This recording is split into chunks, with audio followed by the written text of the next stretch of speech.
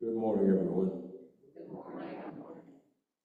For those who don't know me, my name is Tom Coates, and welcome to the August 2024 meeting of the Richmond Ions Community Group. Now, it was so quiet in here the last few minutes that it's the first time we've ever held a meeting in a sanctuary, or maybe the second, but it's the first time in several lifetimes I've stood at the podium in a sanctuary. So it makes me a little nervous up here. As most of you know, Ions is a group that was started back in 1973 by Edgar Mitchell, who was the lunar landing module pilot for Apollo 14.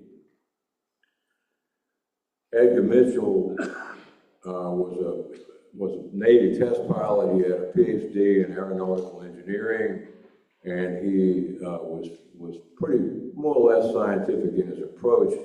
Certainly what one would today call a physicalist in his ideas about how things work. But on his way back to Earth from his walk on the moon, he had a unity consciousness experience that changed his life dramatically. And he resolved at that moment to create a vehicle to explore the frontiers of consciousness and to dedicate his life to that pursuit, especially the interface between science and spirit. And IONS, or the Institute of Noetic Sciences, was the vehicle he created for that back in the summer of 1973. And they have spawned community groups all over the world, or at least all over the English-speaking portion of the world. And we've been blessed in this one to have been one of the longest continuously operated community groups on the planet, having been in continuous operation since January 1996. And not even, most of them went by the wayside when COVID came along. We were lucky to weather that storm and converted immediately to Zoom. And then I think that was in March of 2020, and then in June of 2021 was Zoom in-person meetings while maintaining our Zoom function to allow those who we had picked up along the way to continue to join us by Zoom who were not from this area, and some who didn't really want to come out again because of COVID. And also to allow us, as we learned, to have speakers who were not necessarily local and could not make it to our locality. So it's been a blessing all the way around. And this is the first time we've ever met in Unity, although probably the majority of IONS community groups meet at Unity churches all over the United States. And we feel very lucky that we were able to line this up for today when we found out that we could not meet at the River Road United Methodist because of an event there. But historically, we were not able to meet here because our group was deemed a little too far out, a little too unchristian to be suitable for this particular unity. And so we feel very glad that we passed the test to be here today. And I see there are a number of people here today who have not necessarily been here before, who may not be on our list or our email list. And the only qualification for being a member of our group is just showing up. And so if you would like to be on our once monthly email list for our monthly meetings, which are on the third Saturday of each month from 10 a.m. to noon, followed by a potluck lunch, then we have a sign-up sheet just on the table below me here, and we welcome you to put your name and email address on there. And if you do, you will you will start next month receiving our monthly flyer. What else? Oh, we do exist only on the generosity and donations of our members. We don't have any dues requirements, but we do at each meeting pass a basket and ask those who feel like they can make a love offering at whatever the deepest level of the intersection between your wallet and your heart is, and so that message has been getting us by for the last 29 years or so. Let's see, 28 and a half, I guess, at this point. And we hope you will act accordingly. Suzanne Calvert, who's now changed her name to Sana, I'm sorry? Oh, okay. Well, Susanna or Santa or whatever, reminds me of Rosanna Dana. Has got a couple of announcements she wants to make, and then she's going to do the opening meditation. Then I will introduce our speaker, and we'll be off from there. Thank you.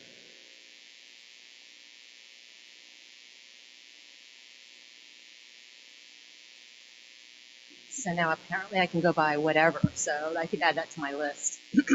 So I just want to spend a moment talking about the energies that are coming in that may feel really challenging to many of us here. And to me, this is our invitation to grow into what's coming in the future, and many of us are calling New Earth. And that process is benefited by healing our ego and deprogramming ourselves. So to this end, we, with Sanctuary of Earth, are offering a series of courses to help us with that healing and moving into new Earth energy, a much more beautiful reality than we have here. So I'm going to pass this clipboard around. If you have not signed up and you want to be on the course mailing list, you can put your email address and take a flyer if you'd like. Our spring and fall offerings are here. And I'll pass the clipboard around. If you could just keep the clipboard moving as opposed to leaving it by the chair next to you. That way everybody can have a chance to get an announcement. Okay, so one of the things that we do offer in our courses are energy work training healers. And so instead of a meditation, I'm going to be offering you some energy medicine. Again, it'll help with your vibration and moving into New Earth and healing. And it's a form of Reiki that comes from my ancestry. I call it Yin. So if you'd like to receive the energy, including those of you on Zoom, just open your energy to receive. And thank you so much. It'll be short, like meditation, about 3 minutes.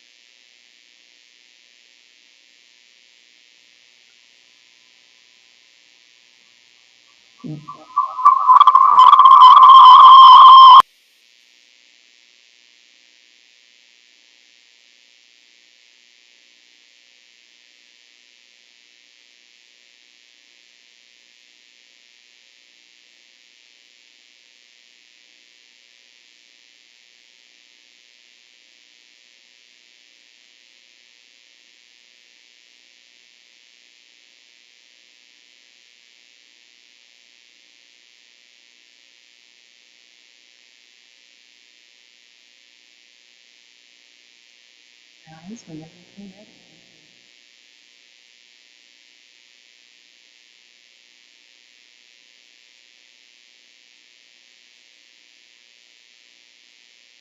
Thank you, Susanna. By the way, that list that's been passed around, that's not the same list as the IONS list. And so if you want to be on one, not the other, that's fine, but be sure you know that they're not the same. So the IONS list, you'll get the IONS meeting notices, and simply that's it.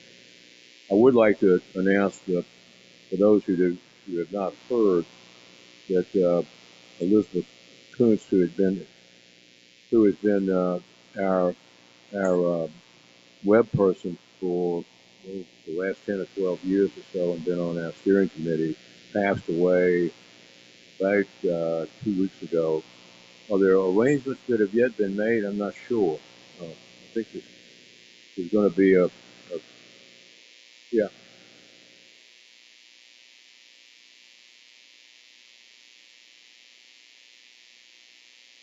Okay, September 7th, 11:30 at Unity of Richmond. There'll be a memorial service for Elizabeth. So anyway, thank you very much for letting me know. And so today we have, as we usually do, we have another wonderful speaker. I've known Steve Martin for many years. His older brother and I were very close friends, and he was the founder of the Martin Agency and so forth. And Steve worked with his brother for many years, both at Martin Agency and other advertising adventures and misadventures they got into after that. And has since gone into the business of being a writer and a publisher. He has a publishing company called Oakley Press, and is it Oakley Press? Yeah. And has also been intentional in his efforts to expand his own consciousness and help others to do the same. For a number of years, Steve, back in the 2000s, 2006, 8, 9, something like that, had an internet radio show. I guess today it would be called a blog. I'm not sure. Podcast. Okay, I get confused with all those technical terms. But I enjoyed appearing on that show several times in the name of my friend and alter ego, Taliesin St. Clair, and it was a wonderful show. I was the least well-known person. I was the totally unknown person on that, but he had some very, very well-known luminaries in the field of spiritual endeavors during that several-year period that he ran that show. He's written a number of books, and the most recent one is one called Fast Track to Higher Consciousness, which he's going to talk to us about today. And so without further ado, because I know he has more to say than we have time left with him to say it in, and you have to cut off at noon on the dot, no matter what. So go as quickly as you can. And without further ado, I give you Steve Martin. Thank you very much.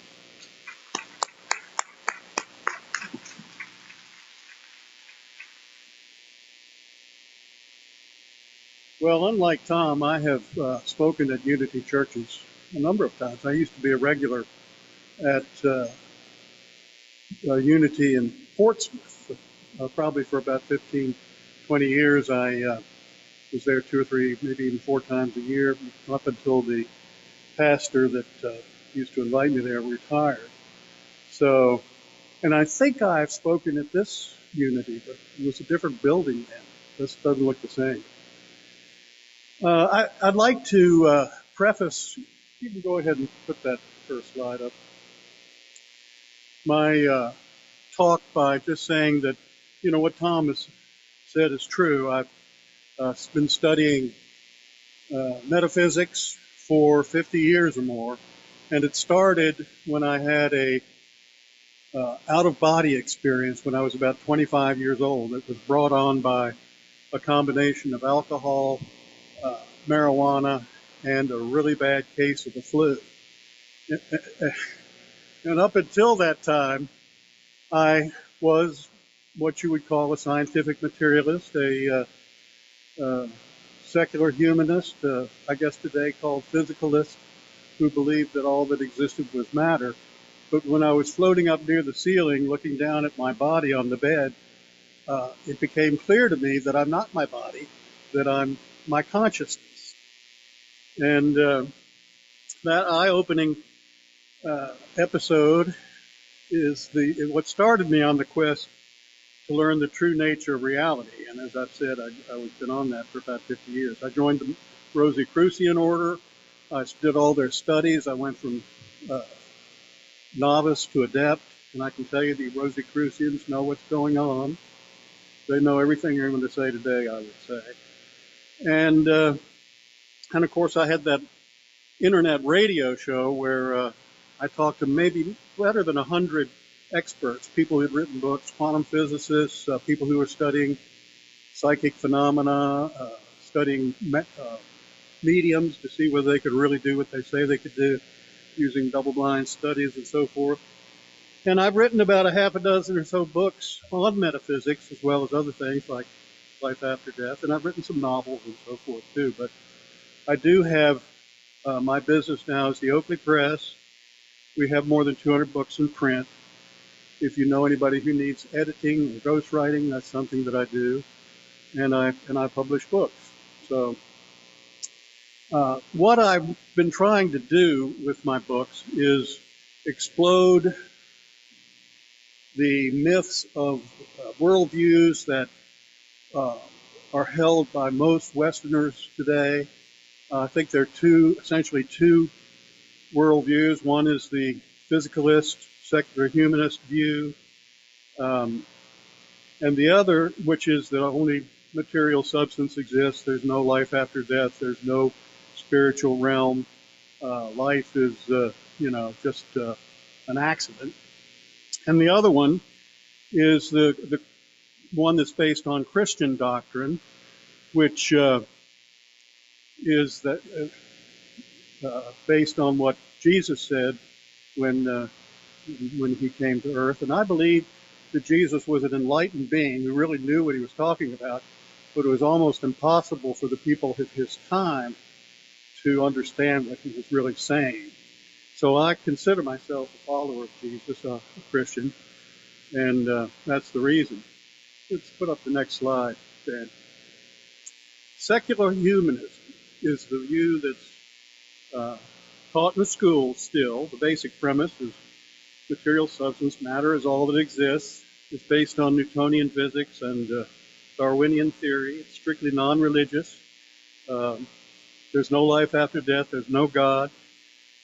Happiness and social justice are the goals. With respect to politics, the end justifies the means, since there's no moral code. And unfortunately, it leads many people to nihilism. That since life is fairly temporary, it's short, it ends at death, it really has no meaning. As the popular saying goes, life's a bitch, and then you die. Now, Christianity, the worldview that's taught in church, the basis of which is that God created the universe. The basic code of ethics, of course, is the Ten Commandments, and Jesus added to that, love God with all your heart and all your mind, and your neighbor as yourself. So I think it's a pretty good code to go by.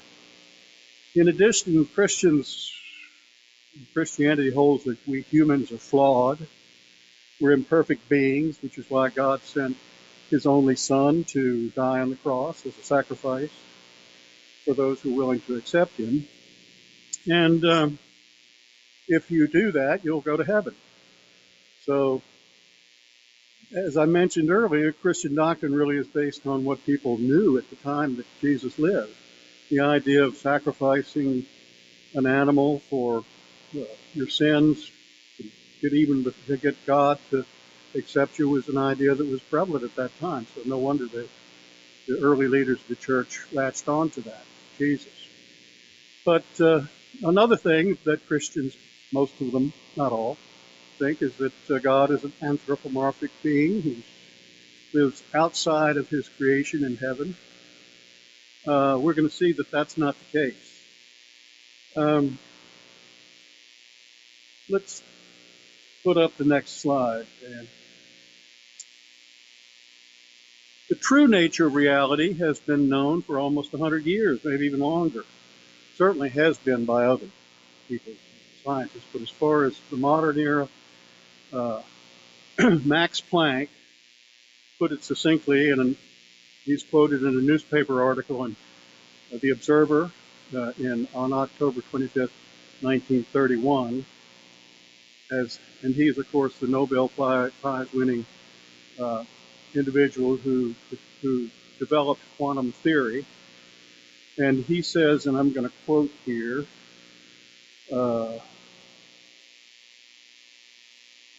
if I can find it. Let's see. I regard consciousness as fundamental. I regard matter as derivative from consciousness. We cannot get behind consciousness. Everything that we talk about, everything that we regard as existing, postulates consciousness. Put up the next one. Now, according to a number of websites, I got this particular one from Goodreads. Max Planck also said, as a man who has devoted his whole life to the most clear-headed science, to the study of matter, I can tell you as a result of my research about the atoms this much. There is no matter as such. All matter originates and exists only by virtue of a force which brings the particles of an atom to vibration and holds those most minute solar systems of the atom together. We must assume behind this force is the existence of a conscious and intelligent mind. This mind is the matrix of all matter. Now, Max Planck's not the only one who says this, and not the only quantum physicist to hold this view. And I've interviewed a few, and one that I interviewed is Henry Stapp.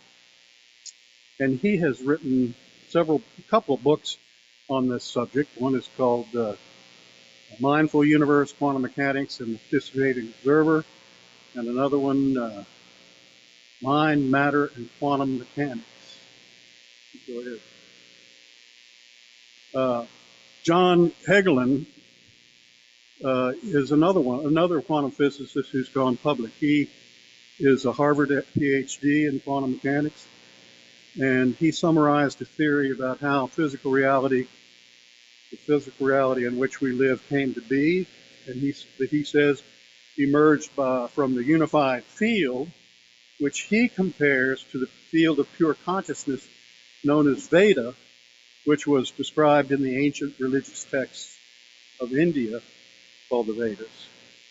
Dr. Hegelin maintains that the unified field and Veda are the same, but simply have different names, and how the Big Bang unfolded coincides with the steps that the ancient rishis, sages who lived thousands of years ago, about 5,000 years ago, described as having taken place during the creation of the physical universe. Now, it's really impossible to underestimate the magnitude of what quantum physicists are telling us. The implications are huge. And for one thing, it belies the idea that secular humanists and physicalists have that all that exists is matter. The truth is that what they think of as matter does not exist. As Albert Einstein's equation, E equals mc squared, indicates, matter is energy and energy is matter. And as Einstein put it, reality is merely an illusion, albeit a very persistent. The truth is that what does exist is energy that is conscious energy, what I think of as life force, and what Max Planck labeled the intelligent mind that is the matrix of all matter.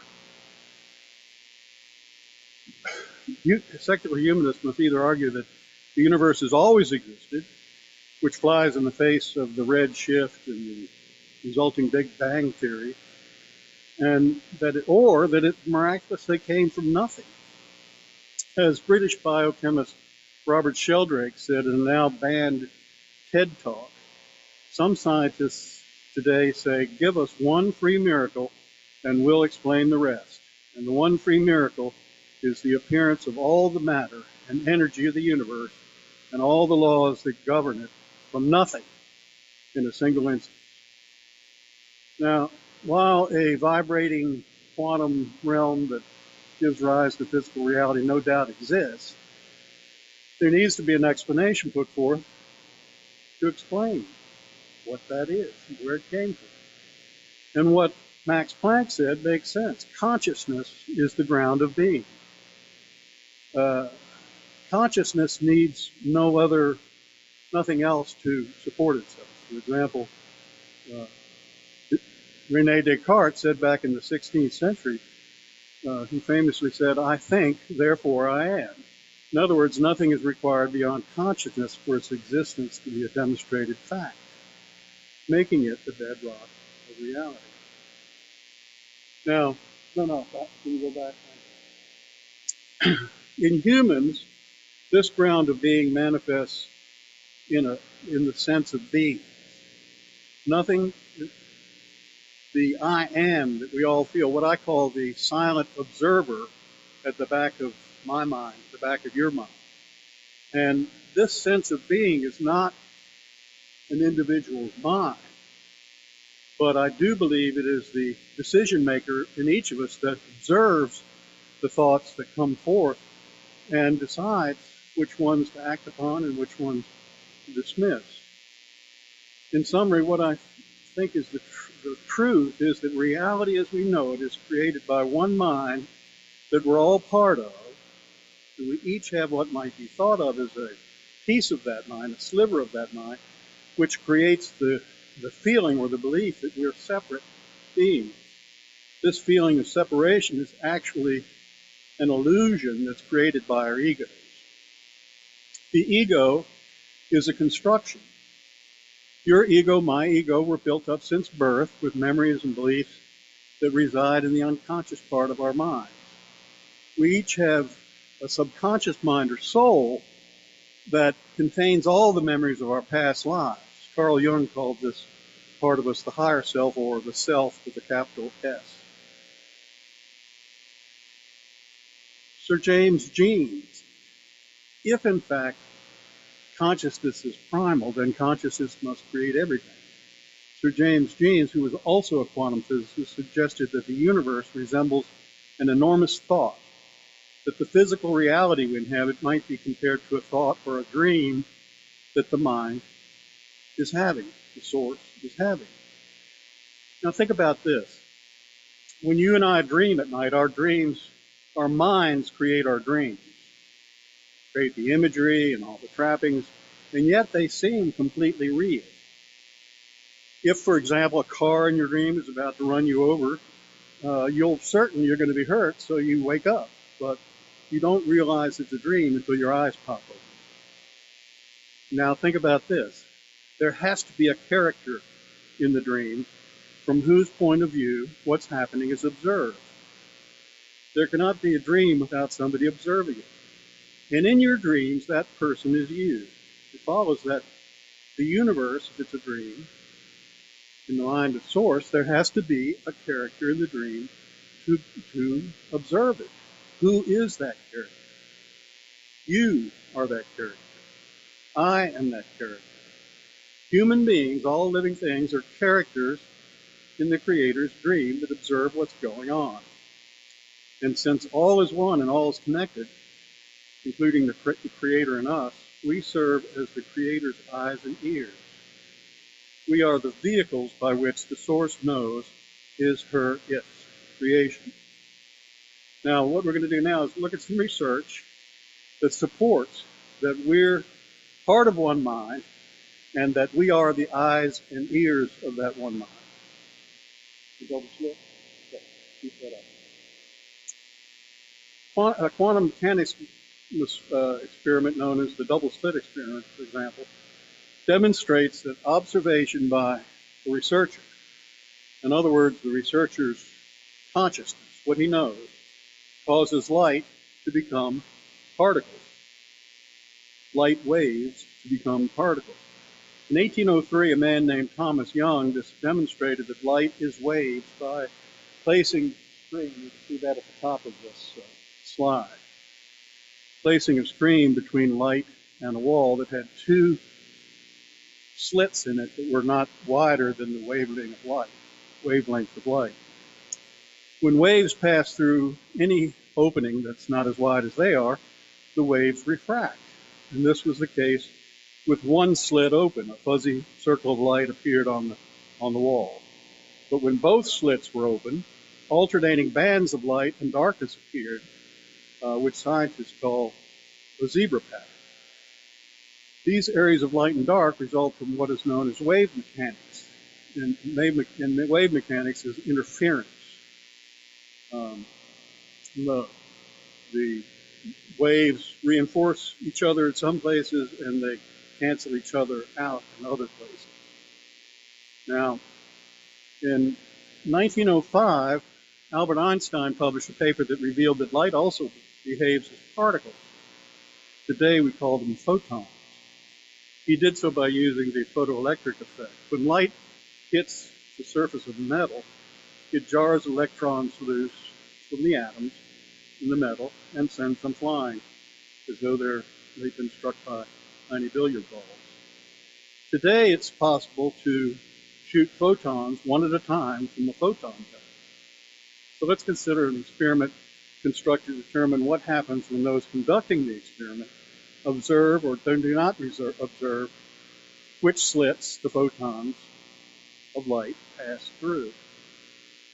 As previously stated, humans are characters within the Creator's dream, and therefore we are the vehicles through which the Creator observes his creation. This includes the researchers involved in this experiment. When the Creator cannot observe something through one of us, whatever may be going on will necessarily remain potential. In this case, that means that light will stay potential in the form of waves.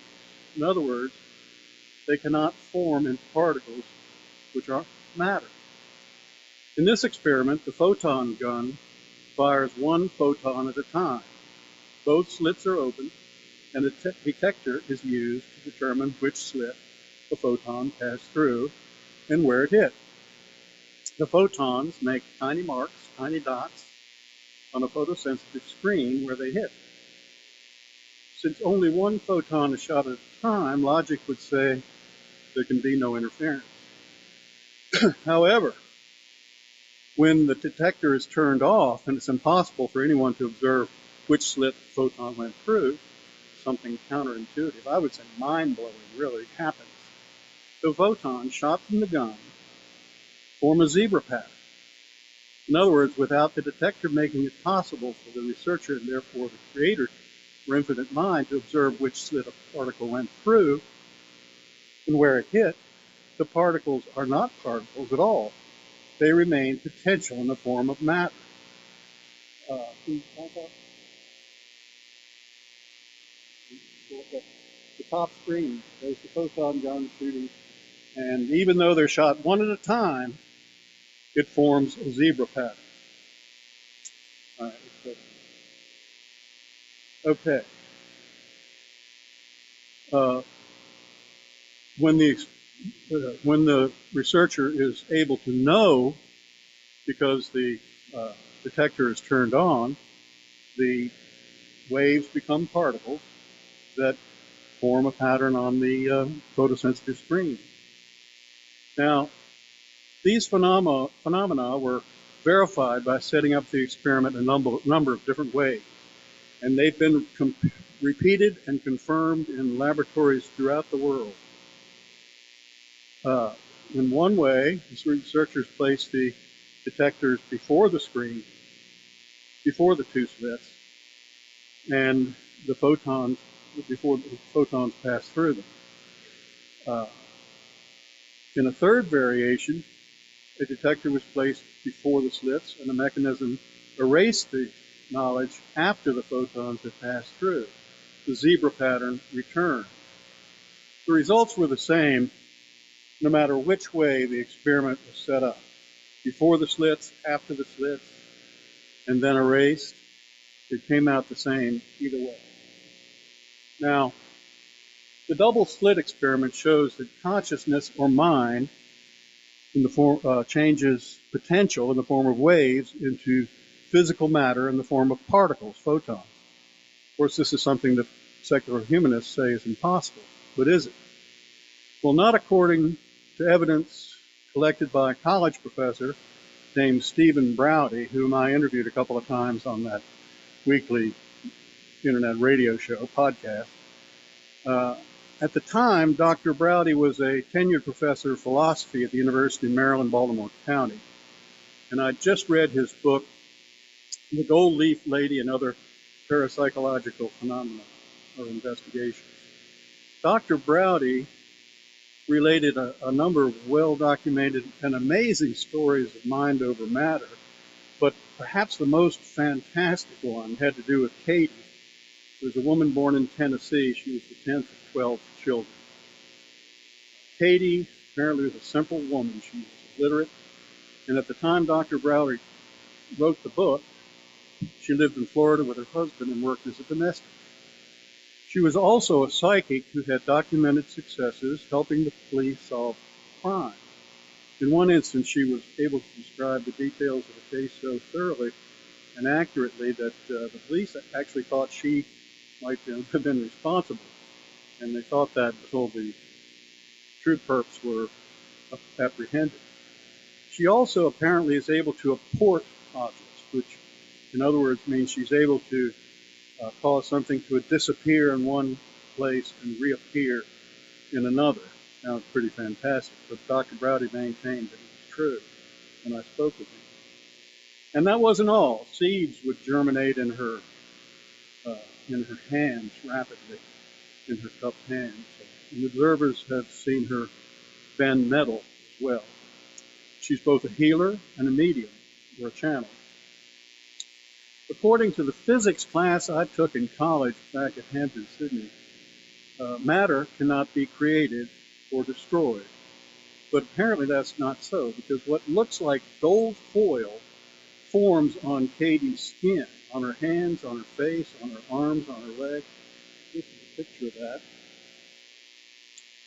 Apparently it comes out of thin air. If you want to see this for yourself, there are several YouTube videos that you can watch. You go to YouTube and put Gold Leaf Lady Browdy, B-R-A-U-D-E, in the search bar. Several videos will come up and you can watch it happen. Dr. Browdy took this foil to be analyzed, and it turned out not to be gold, but it was brass, approximately 80% copper and 20% zinc. He thinks there's a reason her mind produces this brass instead of gold. Katie had a difficult relationship with her husband, and she once supported a carving set. It just appeared. Her husband, apparently nonplussed, said, "Oh, so what? It's not worth anything." And soon after that, gold-covered foil began appearing on her skin. But it wasn't real gold. It was fool's gold, brass. Dr. Browdy thinks this is how she gets back at her husband. Okay, so clearly, what's being taught in schools and colleges is patently false. Matter is derivative from consciousness, not the other way around.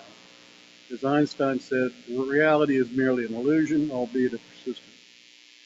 The truth is, we're all part of one mind. We're not meat robots with computer-like brains. We are consciousness incarnate, and our brains integrate our consciousness with our bodies. So the question I'd like to address now is, how did this mistaken worldview come about? Let's do a quick review. There was a time, anthropologists tell us, when humans felt at one with nature. This can be seen today in primitive cultures. Called pantheism, humans felt they were an integral part of the ecosystem. The divine showed itself in many forms and was present in all things. But as humans grew more self-aware, they began to feel separation. The myth of Adam and Eve recalls the time when humans parted company with the view that they could commune with the divine. They cut the cord by exercising free will. No longer seeing God in themselves and in others, we humans conjured up gods outside ourselves. In ancient Greece, for example, many gods representing different human qualities were thought to exist. The worldview that evolved in those ancient times had humans in the middle between two worlds, a place the Chinese called the Middle Kingdom.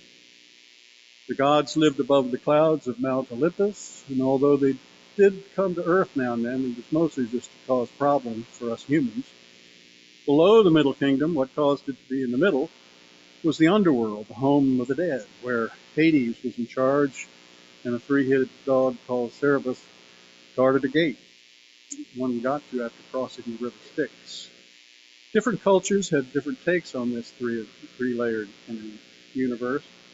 Then as now, ideas about God and gods differed depending on the group one belonged to. The Egyptians had Baal, the Jews had Yahweh, the Romans and the Greeks had a pantheon.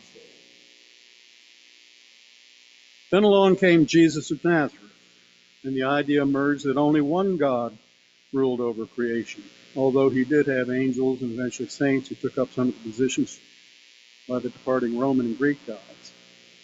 In 1994, Karen Armstrong published a book called The History of God, the 4,000-Year Quest of Judaism, Christianity, and Islam. That book chronicled the history of the emergence of the one God concept. Because of this idea, the worldview changed somewhat. God and angels, gods of the pantheon, lived above the clouds. An angel called Satan replaced Hades, and the place below ground became hell rather than the underworld, and hell was, of course, where evildoers went. Good folk would be raised at the end of time on Judgment Day and given new light bodies. And this view held sway for more than 1,000 years in Europe and Western culture, but was destined to change again because of a new scientific discovery by Christopher Columbus. Columbus lived on high ground overlooking the Mediterranean harbor. You know, I have been there. I've seen the ruin of what is said to be Christopher Columbus's house, where he grew up in Corsica. Corsica was then part of Genoa, so the French can claim Columbus since Corsica is now part of France. But anyway, and they do. In that part of the world, there's no humidity. It's really, particularly in the summertime, the air is very clear. And if Columbus had good eyes, he could see ships climb up over the horizon without a spyglass. And I've witnessed this. He could tell that the world was round. It's amazing. As I said, I've seen it. Because it's very high ground. You can look, see him climbing up over the horizon. So anyway, he decided, I guess, to prove that by sailing west to the East Indies. Of course, he never actually made it.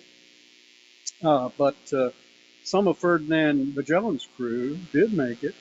Of the 237 men who set out on 5 ships in 1519, 18 actually completed the circumnavigation of the globe and returned to Spain in 1522. Well, the newly realized fact that the world was round forced the then commonly held worldview about the Middle Kingdom and so forth to change. Since people and most important church leaders believed that God created, however, the earth remained at the center of the universe. Now that heaven and the dwelling place of God was seen as somewhere above the stars, hell was down below the ground where hot lava came up when volcanoes erupted. But it wasn't long before this worldview had to be updated. A fellow named Nicholas Copernicus determined that the sun was at the center of the solar system and that the earth revolved around it. The church, of course, which was the authority back then, as science is today, pretty much ignored this concept because it didn't go along with accepted canon. This sort of look the other way tactic, by the way, has been used time and again in the 20th and 21st century by physicalists. A century later, Galileo, a man who couldn't leave well enough alone, supported Copernicus' theory, and this was heresy. At that time, people were being burned at the stake for less. And indeed, the leaders of the church told Galileo he'd better repent, and he did. As a result, Galileo got off easy and spent the rest of his life under house arrest by the orders of the Inquisition. But even the church couldn't keep word from getting out. Eventually, they had to accept the idea that the sun was the center of the solar system. The earth was not the center of creation. Science marched ahead. In 1675, a Dutchman named Antoine Leeuwenhoek, I guess that's how you pronounce that, an amateur lens grinder, saw for the first time organisms he called animalcules living in stagnant water. He spotted them in the scum of his teeth, too. But anyway, he didn't know that, or ever figure out that those animalcules caused disease. That didn't take place until sometime in the late 19th century, Madame Curie and so forth. In 1692, Salem, Massachusetts, 18 were hanged, including one of my ancestors, Susanna North Martin, and one was crushed to death because they were thought to be witches in league with Satan. I wrote a book about this called The Witch in the Family that focused on my 7 times great-grandmother. Eventually, the folks in Massachusetts realized they'd made a terrible mistake. And the reason you see is because a new day was dawning. It was a period alternatively called the Age of Enlightenment, the Age of Reason. Thomas Hobbes, an English philosopher, had argued that aside from God, the first cause, who created the material world, nothing existed that is not of the material world. The logic he used was simple. How could it if God created everything? Of course, at that time, all anybody could see was material stuff. This view ultimately led to the clockmaker theory, the idea that God created the universe, wound it up, let it go, and was no longer involved in its operation. Natural laws had been created that kept what had been started in motion, and this idea was called deism. Many founding fathers, including Thomas Jefferson, subscribed to this view. Hobbes had a big impact on the Age of Enlightenment, which was to pick up steam in the 18th century. Isaac Newton was the big kahuna, an English physicist, mathematician, astronomer, natural philosopher, and alchemist, and theologian. Certainly one of the most influential men of all time, his work is considered to be the groundwork for most of classical mechanics.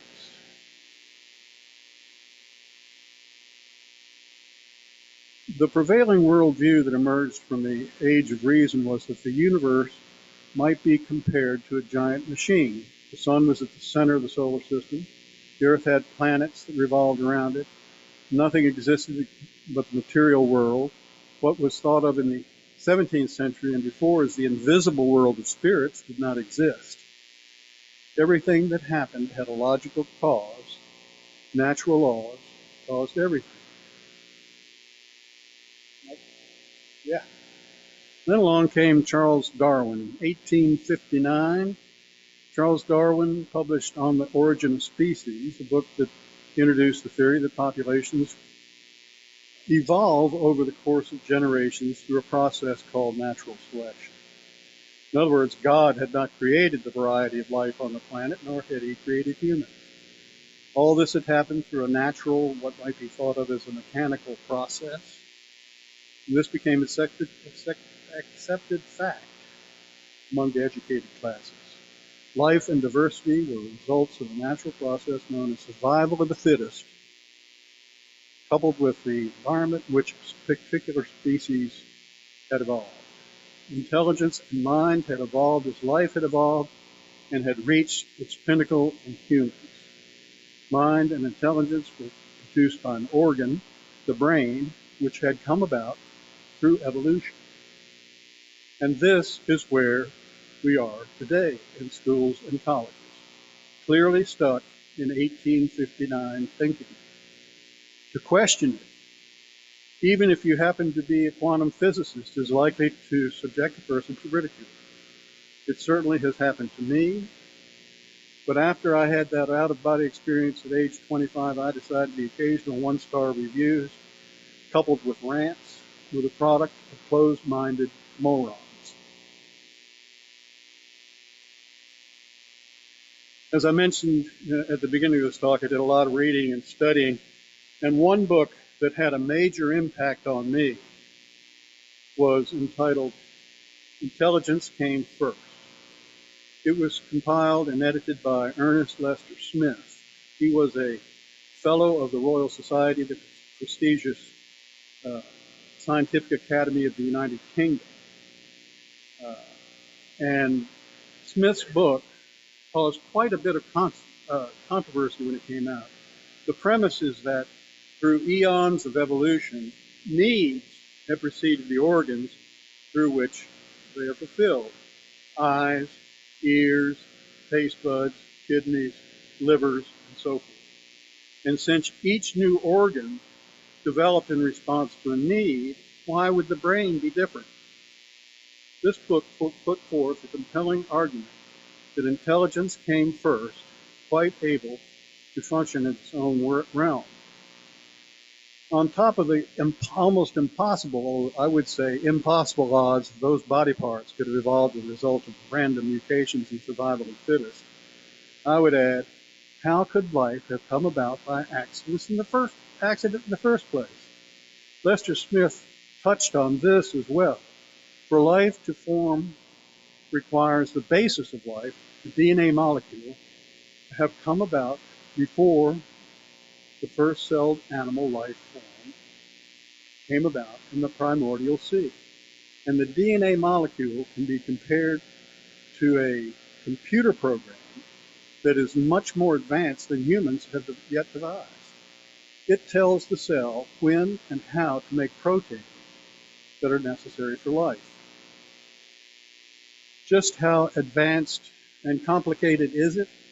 According to an article on the website of BBC Science Focus magazine, UK's leading science and technology monthly, I'm going to quote what they say on that website. The DNA in your cells is packed into 46 chromosomes in the nucleus, as well as a naturally helical molecule. DNA is supercoiled using enzymes so that it takes up less space. If you stretched the DNA in one cell out all the way, it would be about 2 meters long, and the DNA in all your cells would be about twice the diameter of the solar system. Now, how incredible is that? Just think of the enormous amount of information that's packed into DNA.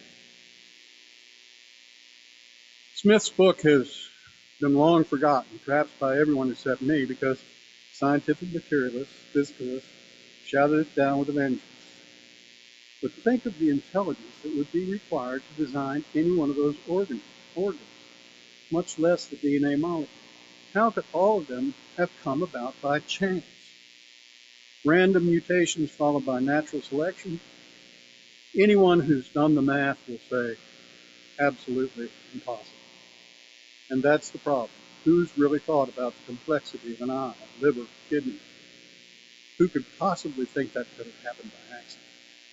And yet it appears back in 1975, the scientific community did just that. Okay, so life did not come about by accident. We are not meat robots. We are in fact the eyes and ears of what Max Planck said was a conscious and intelligent mind that is the matrix of all matter. Why does life on Earth exist? I'm going to tell you why, what I think, and why I think that. I believe the purpose of life on Earth is evolution. The evolution of the intelligent mind that is the matrix of all matter, and the evolution of each one of us. Your goal is to become the best that you can be, which means you're here to self-actualize. Think about this. Life on Earth has been evolving for 3.8 billion years. It's been going on since the first one-celled organism formed and began dividing in the primordial sea. You, as a human being, are the pinnacle of evolution on this planet, and you have no doubt incarnated many times on Earth, and perhaps other planets. Reincarnation is a fact. This man, Ian Stevenson, then a professor of psychiatry at the University of Virginia School of Medicine, began researching children's memories of past lives in 1962. He wrote a shelf full of books on the subject and was the head of what became the Division of Perceptual Studies, DOPS, in 1967, and he was head of that organization until he died in 2007. DOPS continues under the leadership of Jim B. Tucker, also a psychiatrist, whom I've interviewed twice. DOPS now has more than 2,500 cases in their files of children who remember past lives. 1,700 of these cases have been what they call solved, in that the person the child described was located based on names, occupations, locations, family members, and all that sort of thing. DOPS studies several different phenomena to do with consciousness, including near-death experiences, as well as terminal lucidity, which happens when a patient has been in a coma for a long period of time, or perhaps suffered from Alzheimer's, when they suddenly become lucid for a short time before death. By the way, my grandmother, this happened to my grandmother, who had been in a coma for months. DOPS researchers speculate that it happens when the brain releases its grip on the person's consciousness. The bottom line is that they believe, and they've come to the conclusion a number of years ago, at least 10 or 15, that the brain does not create consciousness, but rather is a receiver of consciousness that integrates it with the body. A source of information about reincarnation and the purpose of life comes from perhaps the most documented psychic of all time, Edgar Cayce. References to reincarnation appear in more than 14, and many of his more than 14,000 psychic readings that he gave at the request of people who were looking for solutions to and answers to cures to physical as well as psychological problems. A good deal of what they were dealing with turned out to have been unresolved issues that had originated in a previous life. If you want to know more about it, there's a book called Many Mansions that really goes into this. It's a good book. It's also true of a patient of Dr. Brian Weiss, a psychiatrist who was astonished and skeptical during a hypnotic trance. His patient began recalling past life traumas, seemed to hold the key to her recurring nightmares and anxiety attacks. Dr. Weiss became a believer in reincarnation during that therapy, and once she was cured, he wrote what became a best-selling book called Many Lives, Many Masters, the true story of a prominent psychiatrist, his young patient, and the past life therapy that changed both their lives. It seems that many of us continually attract the same sorts of situations over and over again. For example, some people habitually attract partners of the opposite sex who abuse them.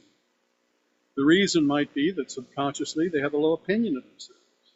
And since the fundamental law of metaphysics, as any Rosicrucian adept will tell you, is that like attracts like, they attract others who also have a low opinion of themselves. Edgar Cayce called this karma that needs to be overcome. Now, most people think of karma as retribution, an eye for an eye, tooth for a tooth. But apparently, that's not how Casey thought. According to his psychic readings, karma is a learning tool that we humans will continue to meet situations similar to those that cause the karma until we start making the right choices. I think this movie, Groundhog Day, is the perfect allegory for what life on Earth is about. Bill Murray's character, the protagonist, starts out as a self-centered jerk who, through some seemingly magical force, must experience the same day over and over again. Like clockwork, each day, the same things happen from dawn to dusk in the same sequence. And this goes on for almost infinite number of days. He gets so sick of it that he actually tries to commit suicide. But he still wakes up the next morning to find that it's Groundhog Day all over again. Finally, for whatever reason, he changes his selfish and cynical approach to life and reacts to each situation with harmony, love, and compassion. And that's when the breakthrough occurs. Once the quality of his consciousness is evolved to a level that produces right action, he not only is able to progress to February 3rd, he gets the girl, Andy McDowell, who happens to play that part. So you and I are like Bill Murray's character, except that instead of experiencing Groundhog Day over and over again until we get it right, we continue incarnating until we do. So the question is, where are we headed? What can we expect when we finally learn the lessons of life? By the way, Edgar Casey did tell some people that this was their last incarnation on Earth. Well, it seems to me that the Raw Contact Teaching of the Law of One, the series of books that was produced from a channeling back in the early 1980s, might have the answer to what's next. There are 5 books in this Law of One series. And they purport to come from a group soul of an advanced civilization that evolved on the planet Venus while Earth was still primarily a smoldering rock. And it's interesting that at that time, Venus was much like Earth, according to NASA. Venus may have been hospitable. But anyway, according to Ra, and this seems to make sense, the purpose of the creation of the universe was for the source, or creator, to know and experience him, her, itself.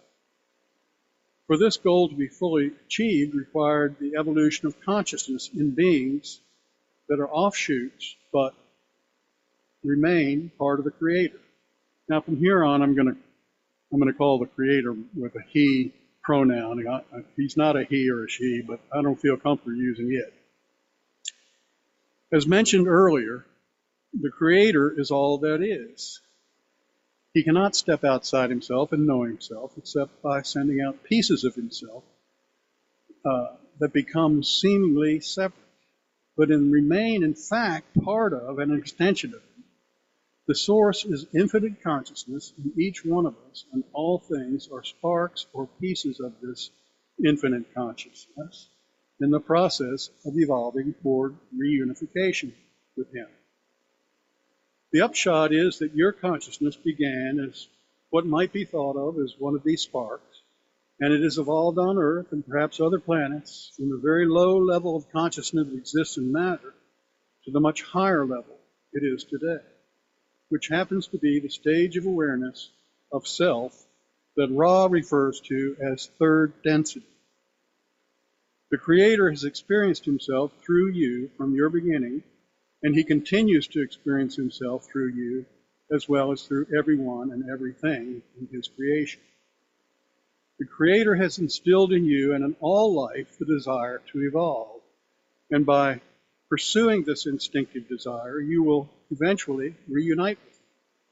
That's correct. No matter what, you will reunite with him someday. But there's still a long way to go.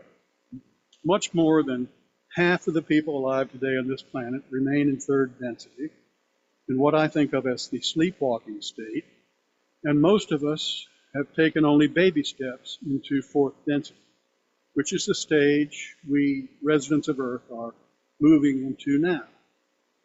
Some of us will make the transition and many will not. According to Ra, over the course of evolution, from the very beginning to reunification, there are 7 densities. 7 densities. The first density was the stage Earth was in before life formed. And the second density was Earth when life was not self-aware to other plants and animals. And the third density would be,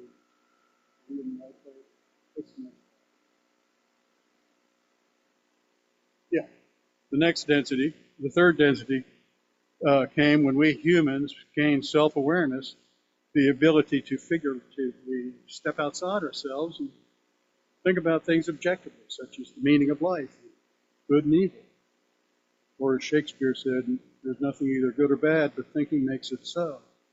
So we entered third density when we developed egos and began to exercise free will. You may have heard others say that this time we live in is a period of transition. It's true, I think. We are moving from the age of Pisces to the age of Aquarius, and Ra would say we're moving from third density to fourth. And once we move fully into fourth, we'll still have 5, 6, and 7 to go. Ra calls the 7 densities octaves, and that explains the evolution of consciousness, and explains that the evolution of consciousness works in 7 stages within each density. What drives evolution is the desire to increase our vibratory rate, and therefore, as we evolve, to achieve higher levels of consciousness, which ultimately will lead to reunification with the Creator. Yet all the while, we will retain our sense of self, and that will continue to be so when we eventually achieve reunification. When that happens, what then will be our social memory complex will become a new universe ready to begin the process all over again, at least according to Ra. As mentioned, third density is characterized by self-awareness and is at the stage at which half or more than half of people are currently. Fortunately, it's the shortest stage in terms of reincarnation cycles because it is also the most intense of all 7 densities. I say fortunately because it is the stage in which we suffer and encounter the most difficulty. According to Ra, third density is at least 100 times more difficult to navigate than any other level. I go into all this in much more detail in my book, Fast Track to Consciousness. But let me wrap up this talk by explaining what I think will help anyone progress out of third density and into fourth, which according to Ra will be a whole lot better place to be, much more pleasant. And I believe it's possible actually to achieve it in this lifetime. I've just put out a new book, a short little book, called Mastery, Discover and Pursue Your Purpose, Find Meaning and Fulfillment. In it I write that each one of us, I think each one of us incarnated with the ultimate goal of becoming the best person we can be. We come here to self-actualize and to achieve what I've labeled mastery. I think we can do so by spending time in meditation and in thought in order to determine what we love to do, what I call our dharma, and then to figure out how to use that dharma or that thing that puts us in the zone in a way that will help others in some way and service to others. Ra says that there are 2 kinds of fourth density, service to self and service to others.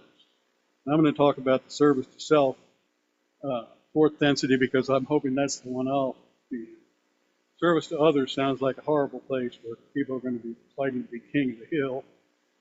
So anyway. So, when we come to Earth, we embark on that path. And most people don't realize it because of the worldview we have that has come about from physicalism. They think that eat, drink, and be merry is why you're here. You know, make a lot of money, get a big house in the suburb, drive a Mercedes-Benz, whatever. And that doesn't lead to fulfillment. So find what you love to do, figure out a way, put it to work in service to others. That's what will bring fulfillment, and that's what will take you into fourth density. Now, the other thing that we need to think about and worry about is our egos, which tend to be fearful and selfish. Next slide. Yep, there's the ego. In order to grow into all that you can be, it's important to realize that we're not our egos. I think I previously stated that your ego and my ego is a construction that came about as a result of the environment to which we were born and the society into which we were born. It's the way it is today because of what we were taught. And a lot of us were taught that life is really basically meaningless and that death is the end. So that now that we know that that's not true, we need to realize that the ego is a fearful construction that wants to keep us safe in all ways, but sometimes we need to step out from that. And it's important to realize that because it's in construction, it can be changed or modified or even ignored if you decide it's in your best interest to do so. Think about this for a minute or two. A moment exists between stimulus and response. In other words, between the instant something happens and your reaction to it. You can decide not to react. Nothing says you actually have to react in a way your ego would have you do so. You can simply step away from the message and the emotion your ego is sending you and take a moment to stop and think. Ask yourself, why did my ego, how is it programmed to cause me to act this way? Was it something I was taught or experienced? Maybe it's really in my best interest not to behave in the way my ego would have me behave. Most people do not know this, and so they actually think they are their egos. Truth being that they are not. They're extensions of the one source. So reality is blocked from them. They react to an experience, their ego selves, and become so wrapped up in it that they, what I call, sleepwalk through life. Well, let me end my talk with this.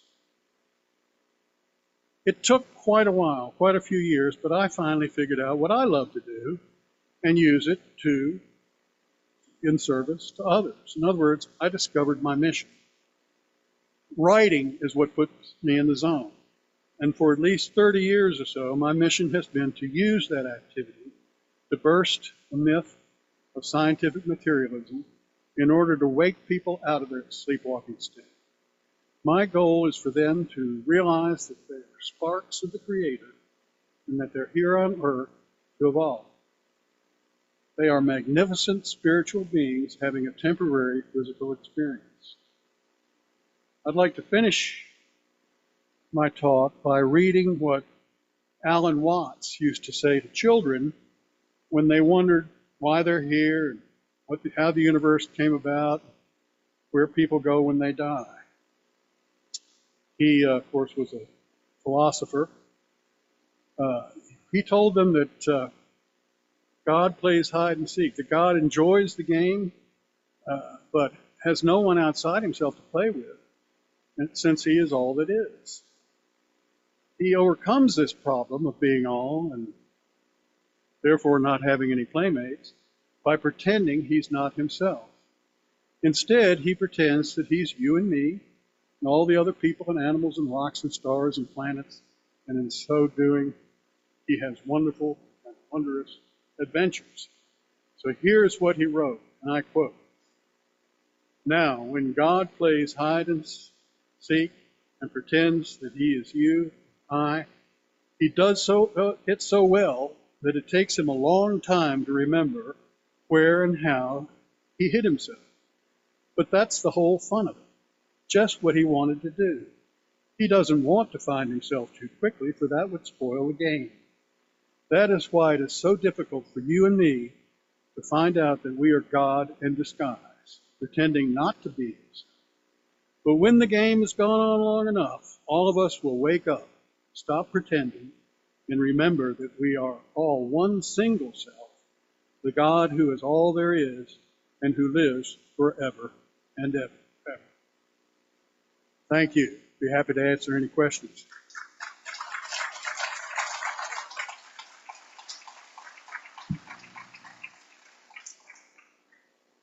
Any questions? Yes, ma'am.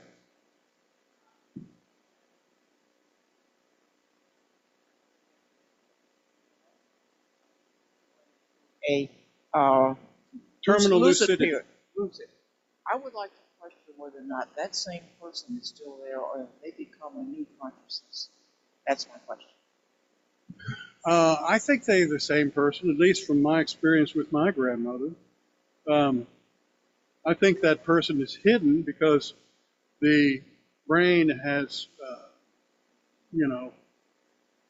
atrophied in such a way that the consciousness can't get through. But that person is still there on some level.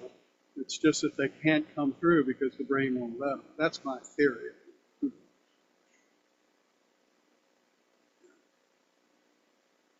Anybody online would like to ask a question, raise your electronic hand or unmute yourself so I can see you.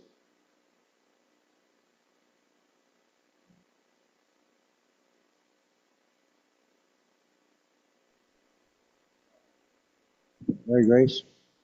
Where can we get his book? You can get it on Amazon. It's the easiest place.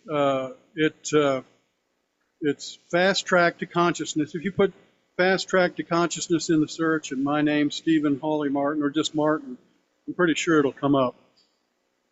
And it's in 3 editions. It's a Kindle ebook, it's a soft cover, and it's also in hardcover.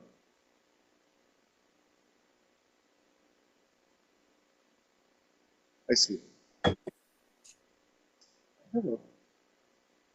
have a sketch that was done in Einstein on my wall, and it has this quote, which is probably more or less what he said, which is often the case. He said, I just want to know the mind of God. The mind of God? The mind of God. And so I'm thinking here that if that's true, I mean, what might be the rationale for God creating this trip that we're all on, this point? What's the point? So that's just... I think it's for God to experience. Yeah. You know, Tom talked about the astronaut, I've forgotten his name, who had the mystical experience on the way back to Earth. I had a similar mystical experience when I was about 35, and I felt that I was meditating. It's only happened to me once, but I was meditating and I felt that I merged with the infinite mind. And I don't know how long it lasted, but whatever I thought about, I knew all about. And it was just a fantastic experience. Of course, the feeling of love and all that sort of stuff too, heard about. But it's very difficult to describe. But the out-of-body experience I had at 25, and then that mystical experience is what really solidified for me what I've been talking about today as being fact. And so, having briefly merged with what I thought was the mind of God, I can tell you that it's just incredibly powerful. And she experiences everything through us. You know, otherwise there wouldn't be any experiences. I think it makes sense. Hi, Steve. I'm curious about some of the more modern quantum physics findings about entrainment and non-locality and a number of other things that, building on what you talked about, the consciousness affecting matter and laws of physics. It feels like it's something like science is that finally starting to catch up with the lived experience of so many people. So, I feel like there's a little bit of a tendency to take credit for things they quote unquote discovered. But my question has to do with what's your sense of the perception of the community, the scientific community, given those findings and their view on spirituality?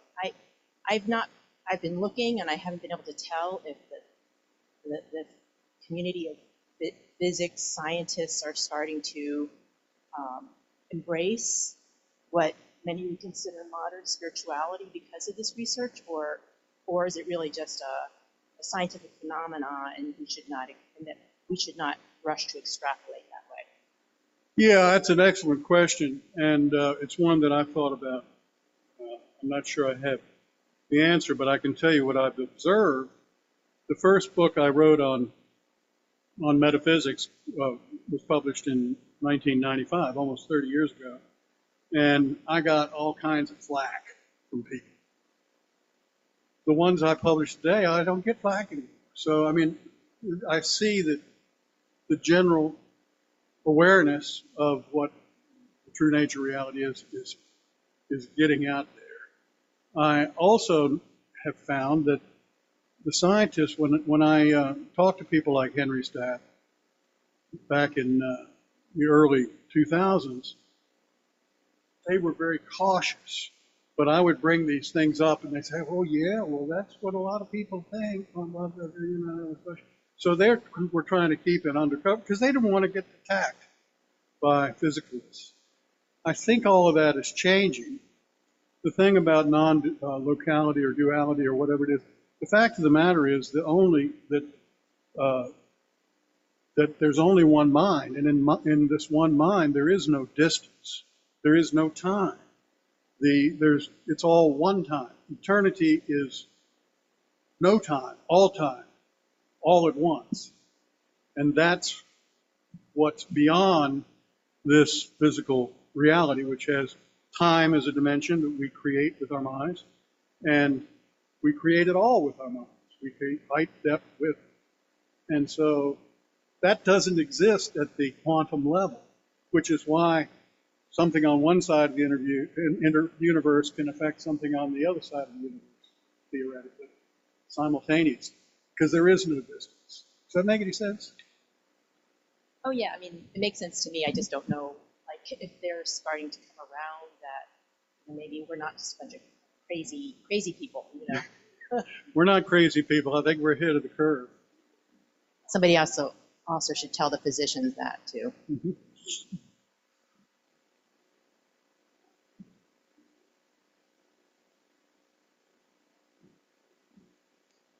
Hi, I'd like to know what you think about, number one, in the mental health field, where I personally think people that might be labeled schizophrenic might be actually channelers that don't know how to really ground themselves. And also, as far as what you were saying about dementia, my mother has late-stage dementia, and I've found that I'm able to channel people that are out of their body that are passed. And what I'm trying to do with her is connect to that part, but I can do it with people that have already passed. If she's in her body, I think that's a whole new opening field for therapists. And also, as far as something recently came to me about what we're experiencing already happened. That's a new idea to me that came to me. I want to know where that is and what is that all about?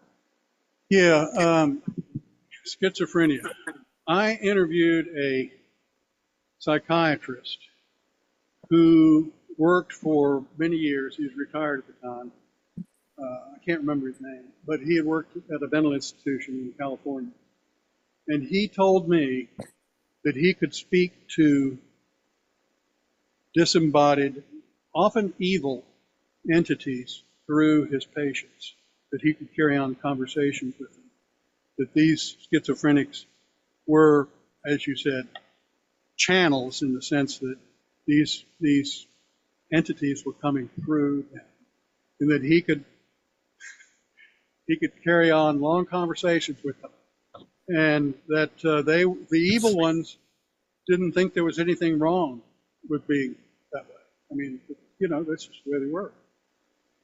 As far as your mother or somebody having dementia, or people can. You don't have to have dementia to see these entities that are hanging around. I don't see them, but I certainly have talked to plenty of people who do, and they don't like to talk about it because they don't want to be hauled off to the loony bin. But it happens. So I don't know. Anybody have any other thoughts? Do you have any thoughts on that, Tom?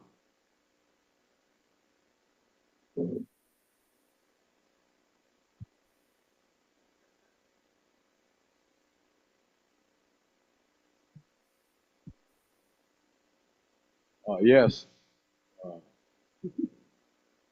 my dad was a psychiatrist and did some remarkable stuff with hypnosis during his lifetime. He was primarily drawn into psychiatry because there were so many schizophrenics in his family. His mother was the oldest of 8 or 9 children, 3 of them were schizophrenic. And one of them got the ultimate cure of the ice pick, prefrontal lobotomy. I remember her as a very happy camper when I was a young boy down in Halifax. But schizophrenia is a channel to perhaps in other societies, schizophrenics may be some of the shamanic people that do a wonderful thing for others. We just don't have it. In our society, we don't have a productive. I think it is every anomaly like that is a soul choice, in my opinion, and it's a soul choice for an experience that has value at the level of the soul.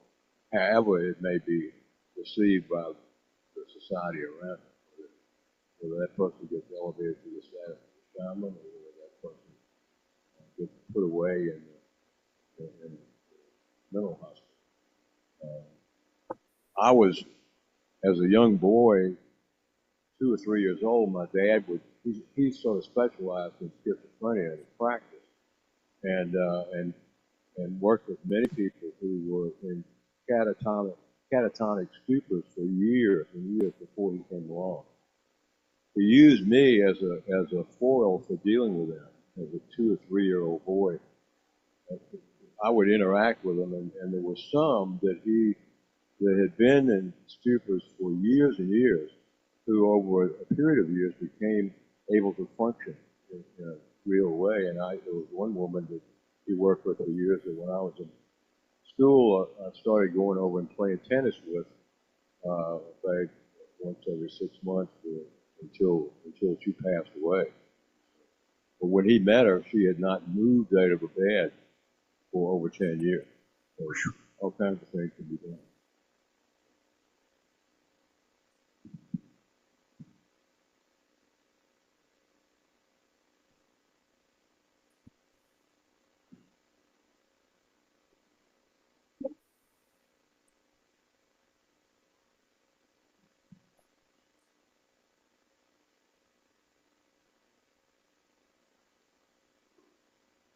So nobody on Zoom is hearing any of that. Could be.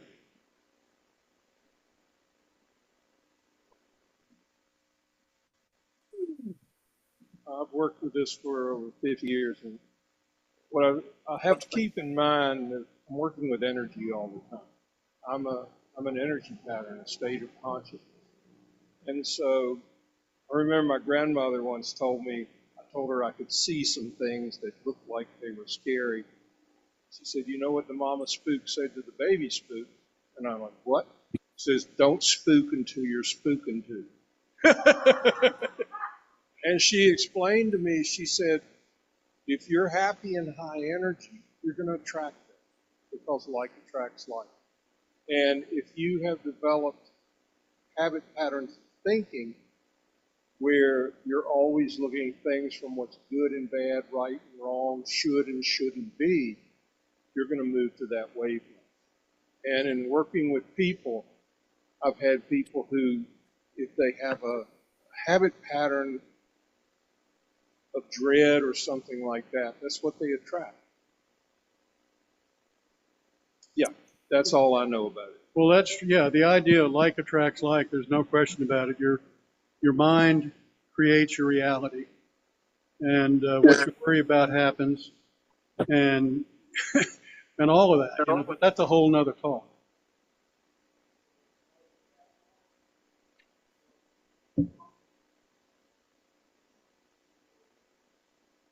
Yeah, I've talked to near-death survivors who witnessed that, witnessed souls grouping, congregating around alcoholics, congregating around alcoholics, that kind of thing.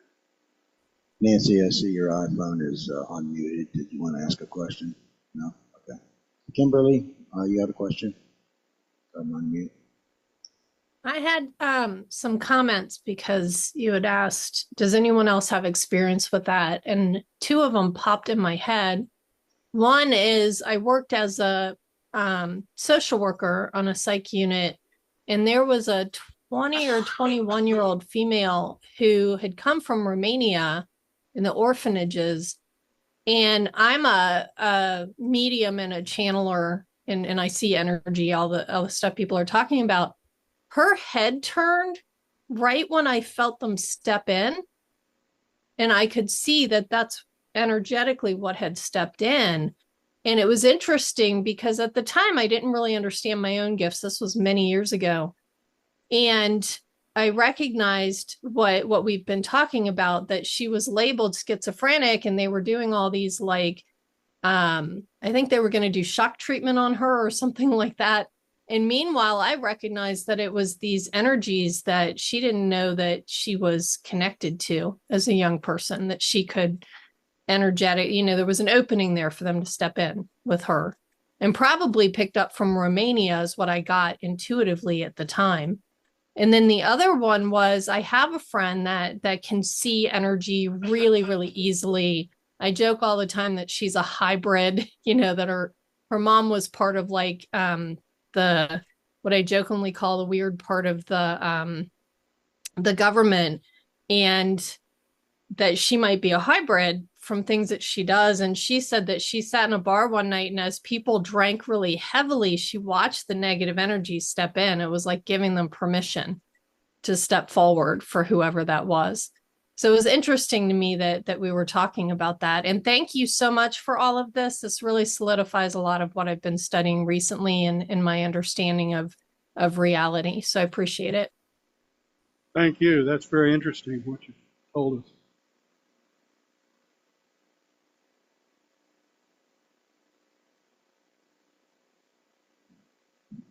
Hi, I'd like to second that as well. I mean, you really do articulate this very nicely. You draw a lot of these concepts together that go together very smoothly for me. It helps to kind of pull it together and bring it into focus.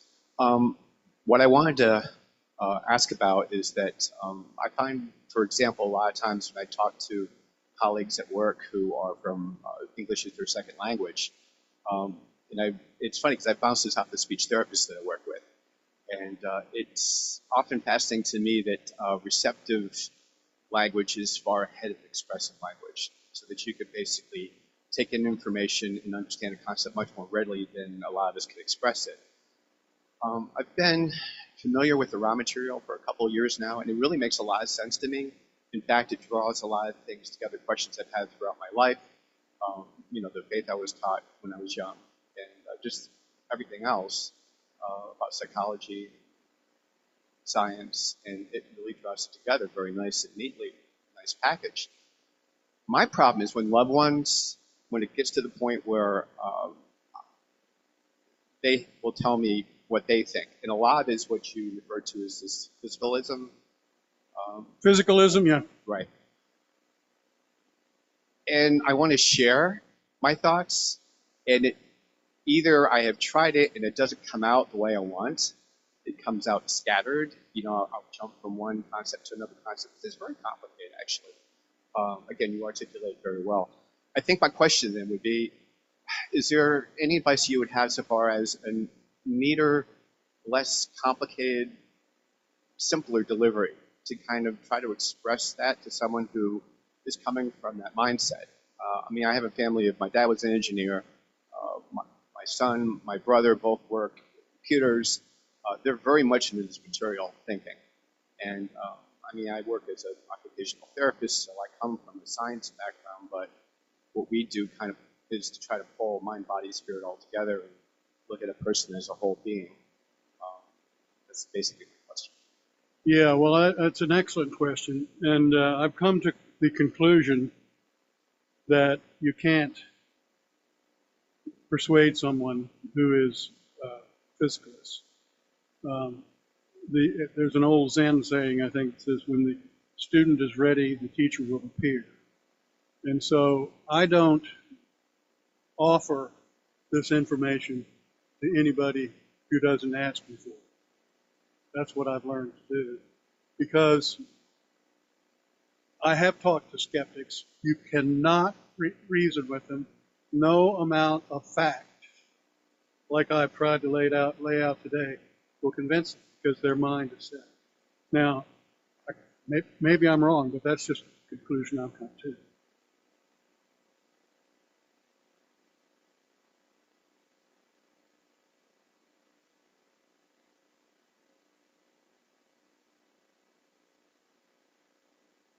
When I was first exposed to the Law of One series, I think it might have been Tom Coates who exposed me to it. I didn't buy it.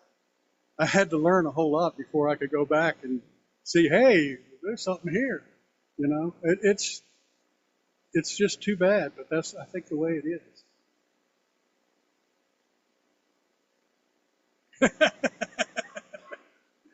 Right. So I just keep my mouth shut unless somebody asks. If somebody asks me, I'll tell them. But if they don't, I just don't. Bye-bye. Yeah, like any continuing conversations get lost on Zoom, so if you could come up and speak. I have an observation. Course in Miracles says that there cannot be a universal theology. It's impossible. It's not only possible, but necessary to have a universal experience. And I think the problem with materialists is that they haven't had the experience. And they're just going to be stuck in their belief system until they have an experience. So I guess my question goes to the scientists who do believe in something more than the material. And I think it should be obvious to all scientists because of the observer effect. I don't know why that doesn't wake them up because they all know about that.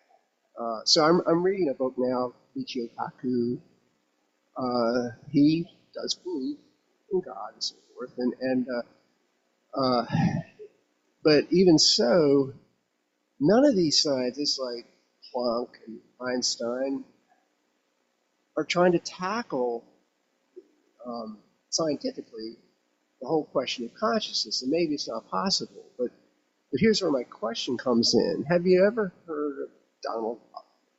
He's a guy who is actually trying to mathematically solve the problem of consciousness, and he's broken it down to, I think it's now 7 variables of consciousness, and he's using those variables to actually solve mathematically quantum equations like Schrodinger's wave equation, for instance, and he's done it. So if he can continue in that vein and show that, yeah, consciousness is primary, and here's the proof, mathematically at least.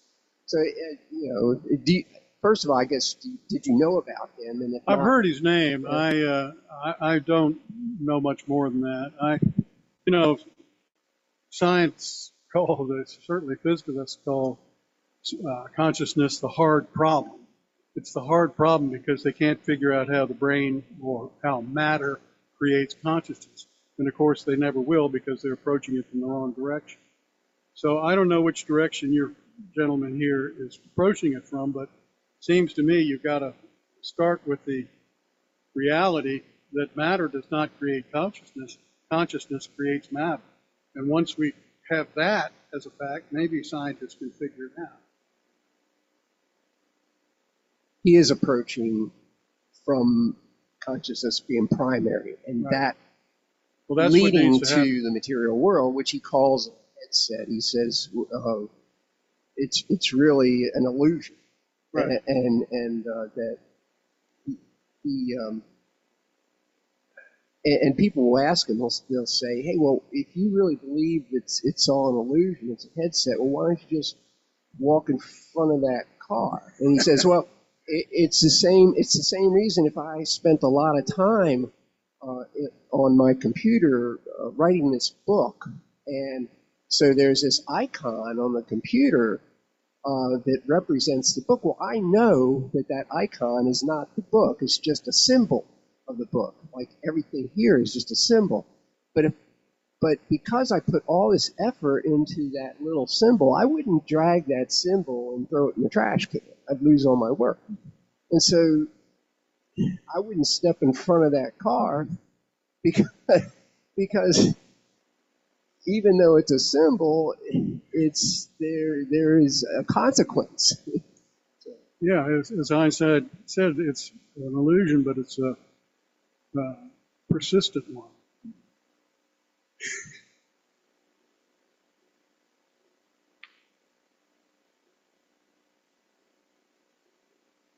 I have two questions about two subjects that you brought up.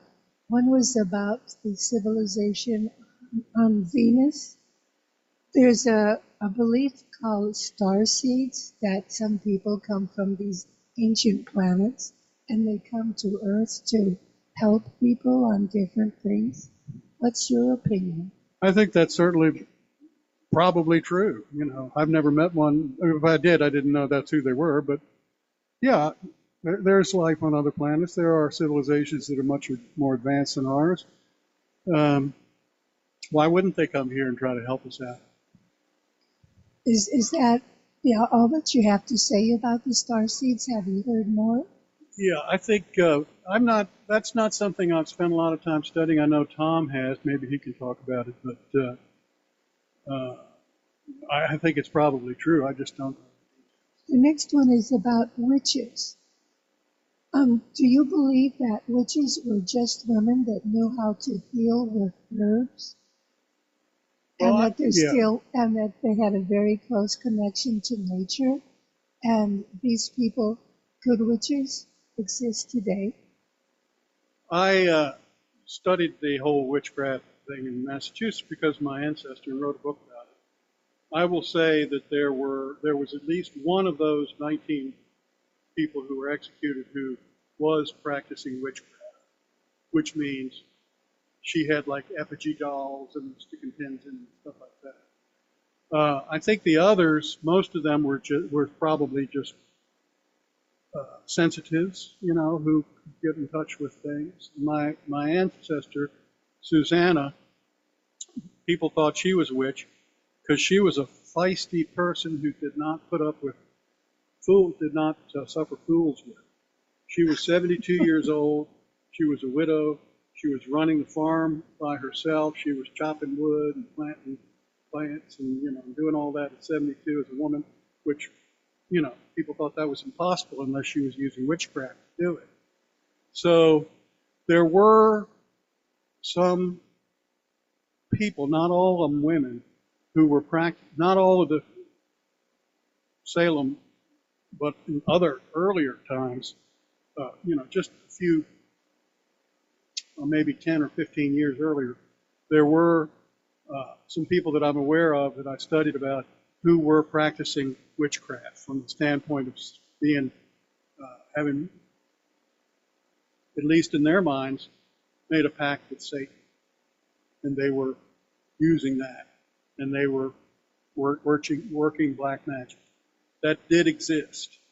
Most of the people in the Salem situation was not true. There's only one I can think of who was probably actually, and I don't know if she'd made a pact with Satan, but she was definitely using the witchcraft tools of the effigy doll. So I don't know if that answers your question. I think that they were probably just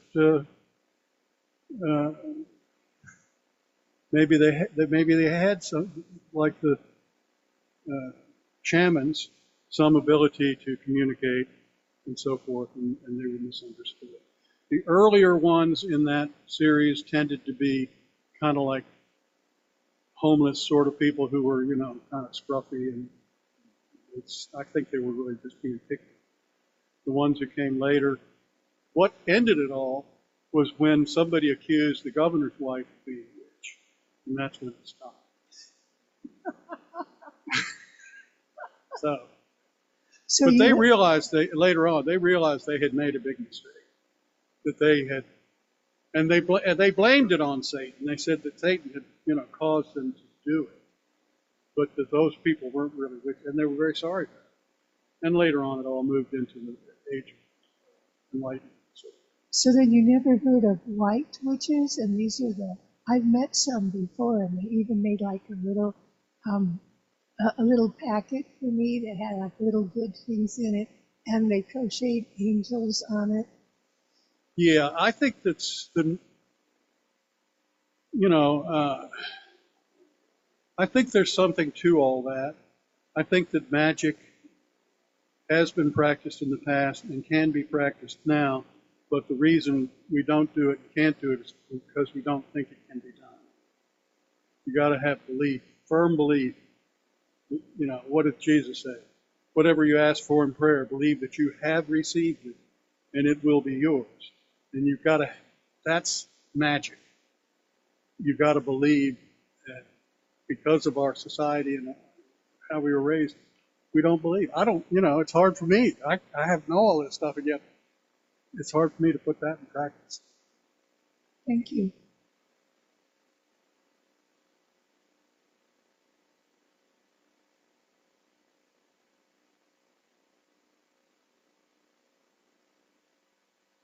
Thanks so much for this talk. I've been studying law for 25 years, and so it's always wonderful when you see somebody bring in and you have this clear view, this precise view that can make a lot of things that are sometimes touchy-feely, just give it a little more focus. I wanted to ask a very basic question. What's your, talk about consciousness being primary. What's your definition of consciousness, just so we're all on the same page? Thank you. It's the sense of being. It's the sense of existing, being. I think B-E-I-N-G is the first level. And consciousness is the medium of mind, which gets built up over time. And in us, ego is a big part of it. But we also have an unconscious part of us that becomes conscious every now and then. Something we were, if we were locked in a closet when we were 2 years old, maybe we'd be afraid of closets. That's something that's buried in your unconscious part of your conscious mind. It's not your subconscious. So yes, it's just the sense of being, the sense of I am.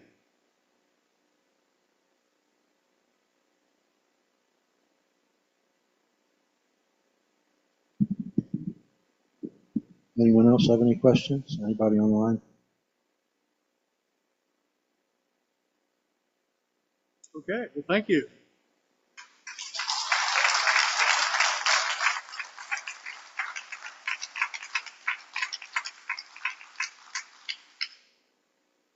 Thank you, Steve. That was wonderful. And Mary Kay, we are here to help. Okay. And next month we have Lawrence Schechter, who was in the audience. He was a guy with a fancy hat with a band around it, stringer coming down off the back.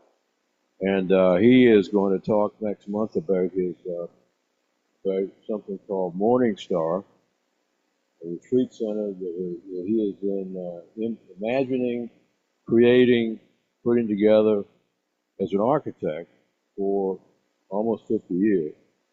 And his career has taken him from, if I'm getting it right, Chicago to San Francisco to Bend, Oregon, and finally to Richmond, Virginia.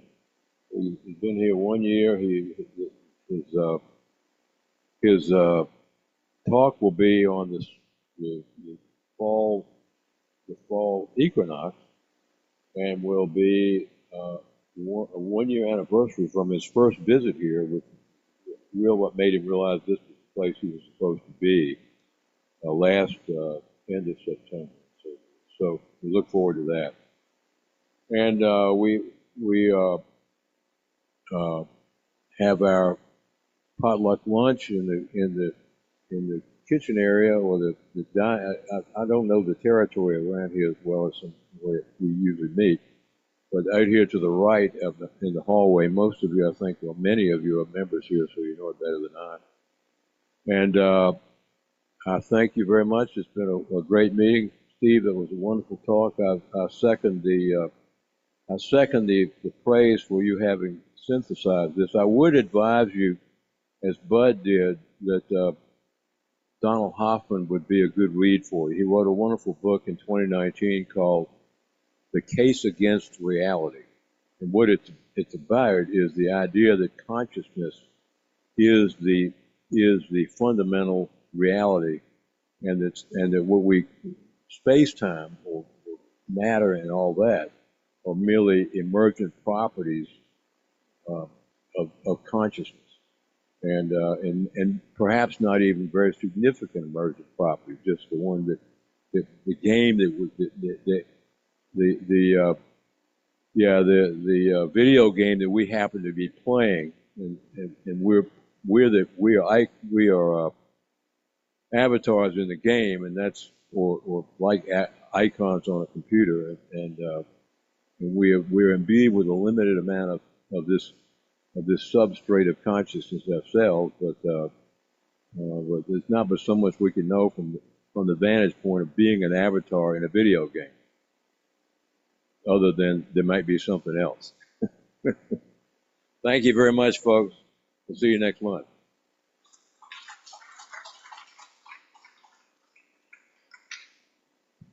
Okay, I'm going to end the meeting.